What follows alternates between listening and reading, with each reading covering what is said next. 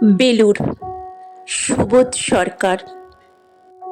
আমি একটা কোনায় দাঁড়িয়ে দেখছিলাম দুটি ছেলে গেরুয়া বসন পরে মন্দিরের সিঁড়ি মুছছিল। এত মন দিয়ে আমি কাউকে সিঁড়ি মুছতে দেখিনি, এত ভালোবাসা দিয়ে আমি কাউকে ধুলো তুলতে দেখিনি।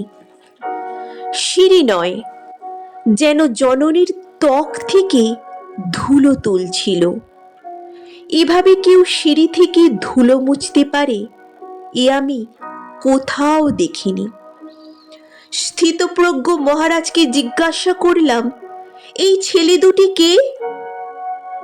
মহারাজ মৃদু হেসে বললেন, একজন নিউক্লিয়ার ফিজিসিস্ট, একজন IBM এর 6 লাখ টাকার চাকরি ছেড়ে এখানে এসেছে, সিঁড়ি ধুতে এসেছে।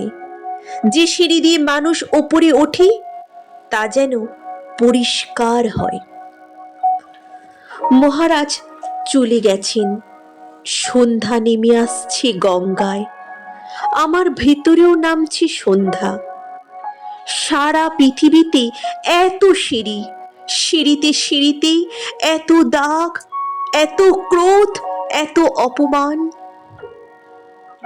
আরতি শুরুর আগে মনে হলো, যে সিঁড়ি মুছতে পারে না সে কোনোদিন মানুষের চোখের জল মুছতে পারবে না।